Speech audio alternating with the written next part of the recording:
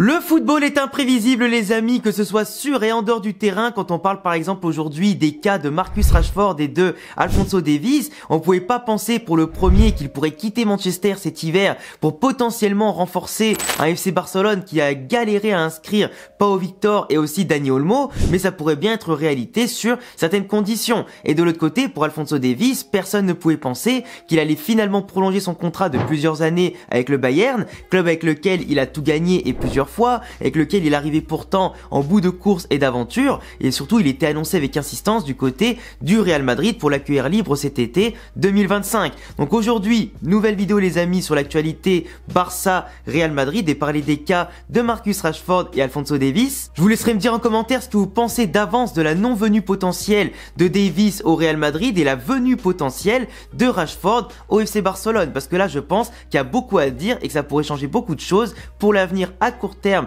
et moyen terme des deux clubs pour la suite. Et que vous soyez fan du Barça, du Real ou n'importe quel club, si vous tombez sur cette vidéo, vous êtes tous les bienvenus les amis sur cette chaîne YouTube. On est bientôt 100 000 abonnés bordel. Donc merci à tous pour ce cadeau, on s'approche petit à petit de l'objectif, donc forcément bienvenue à tout le monde, on partage la même passion et c'est ça qui compte. Et pour ceux qui auraient Instagram, n'hésitez pas à venir me follow sur Instagram parce que je réponds à tout le monde pour parler football, pour parler de tout ce que vous voulez. Et puis ça me fait plaisir de discuter avec vous et d'apprendre à vous connaître en dehors des vidéos. Commençons par parler du cas de Marcus Rashford au FC Barcelone. Alors bien entendu le club, comme je l'ai dit, a eu du mal à inscrire Pau Victor et Dani Olmo, mais aujourd'hui par rapport à leurs activités, par rapport à tout ce qu'ils ont pu faire rentrer comme argent avec les différents leviers, tout ça, ils sont revenus à la règle du 1-1 pour le fair play financier espagnol. Ce qui veut dire qu'aujourd'hui, le Barça peut signer potentiellement des joueurs sous bien sûr certaines conditions. À condition que le salaire ne soit pas trop élevé à prendre en charge, à condition aussi qu'il y ait de la place dans l'effectif. Et aujourd'hui, le seul, entre guillemets, obstacle qui vient freiner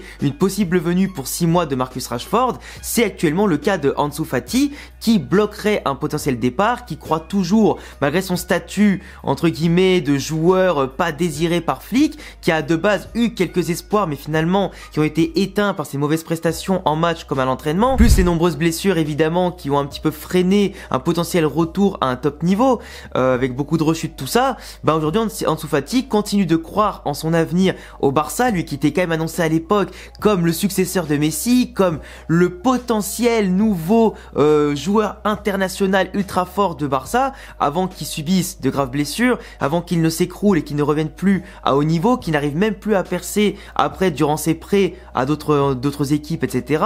Mais aujourd'hui, un joueur qui n'est plus désiré dans le gratin européen, qui freine quand même le Barça, qui veut toucher son salaire, qui veut quand même essayer de lutter envers et contre tout. Alors autant la mentalité, elle est quand même, je veux dire, assez louable parce que le mec c'est un compétiteur, il veut briller dans son club de cœur et il a un contrat et il veut avant tout le respecter. Donc c'est avant tout normal, hein, il a des droits et il peut les faire respecter et les faire valoir. Mais aujourd'hui, Ansu Fati, ben, il devrait quand même aussi se rendre compte que dans la hiérarchie du Barça et dans la tête d'Hansi Flick, il n'y a pas de place pour lui. Mais que ce soit dans le premier ou deuxième choix, même si le Barça perd, etc., qu'ils ont besoin d'attaquants, c'est jamais lui qui rentre.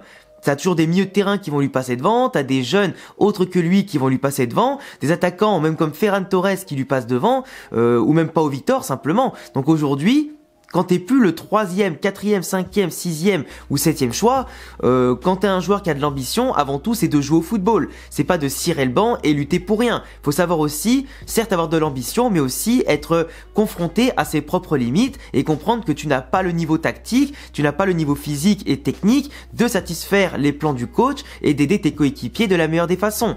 Quand il joue, c'est plus un obstacle pour le Barça qu'autre chose. Et franchement, s'il y a d'autres joueurs qui doivent venir, bah ça va encore plus le couler. Tu vois, autant Rafinha, il était directement titulaire ou le premier remplaçant, donc lui, le fait que Nico Williams ne soit pas venu, ça lui a apporté un bonus de satisfaction, un bonus aussi de motivation pour montrer que, heureusement pour le Barça, qu'ils ne l'ont pas vendu. Et surtout qu'aujourd'hui, c'est installé comme un des meilleurs joueurs du monde, avec un niveau exceptionnel. Sauf qu'Ansu Fati n'a pas le niveau d'un Rafinha, n'a pas le niveau d'un Lamine Yamal, n'a même pas le niveau des premiers remplaçants du Barça.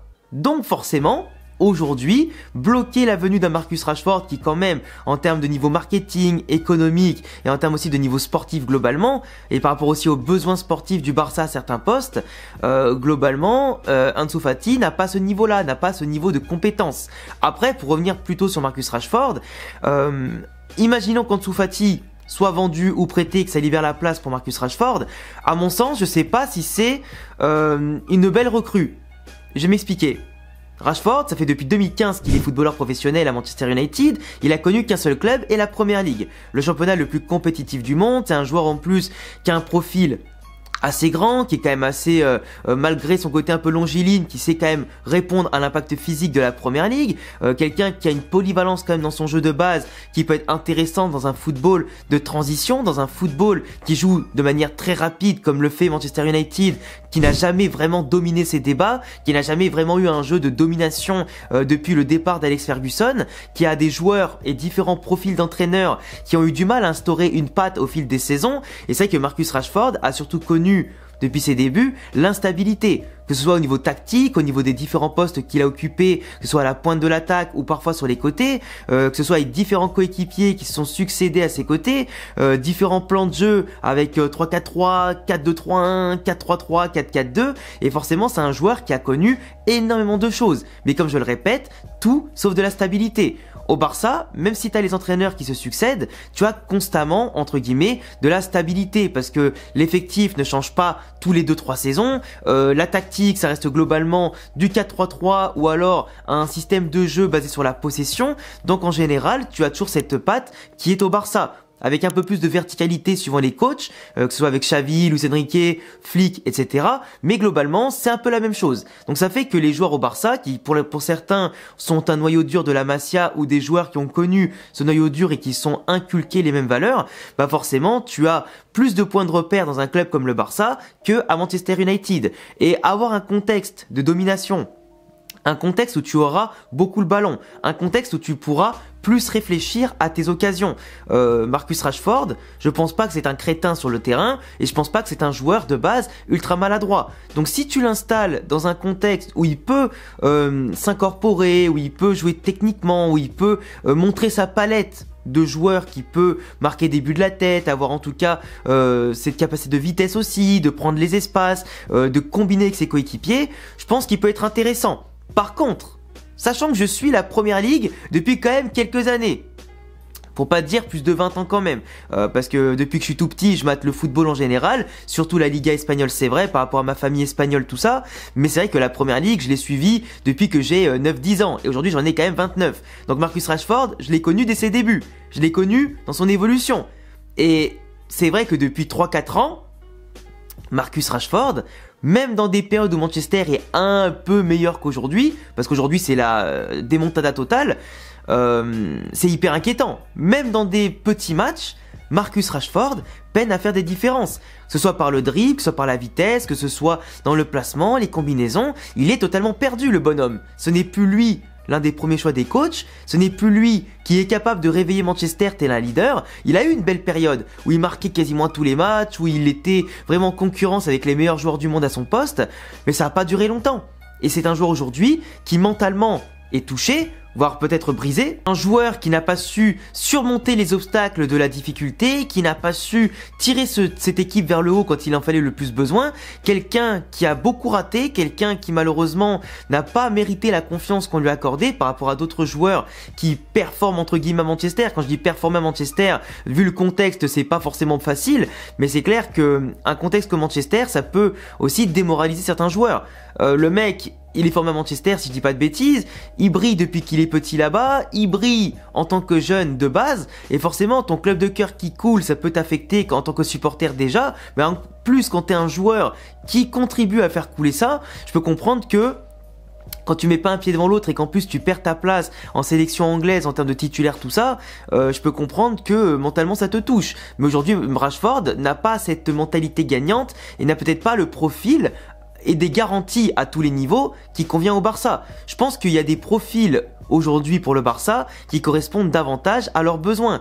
Et après, c'est vrai qu'en attaque, s'ils perdent un jour sur blessure Rafinha, Lamine ou Lewandowski, c'est vrai que c'est un peu léger de compter sur Pau Victor, de compter sur Ferran Torres et de compter simplement sur un Fermin qui va se jouer à la place d'Ailier ou Gavi potentiellement. C'est très compliqué. Ou Dani Olmo, tu vois. Ça peut être problématique. Mais de là à signer Marcus Rashford, c'est pas forcément le plus utile. Après, comme je dis, s'il vient en prêt à la place d'Ansu Fati, tu enlèves un plot pour récupérer quelqu'un qui peut potentiellement t'apporter des choses. Mais potentiellement, c'est pas sûrement. Tu vois ce que je veux dire ou pas? La nuance, elle est quand même importante. Après, ça reste un joueur qui, comme on l'a vu, comme n'importe qui, une fois en confiance et bien installé, peut faire des ravages.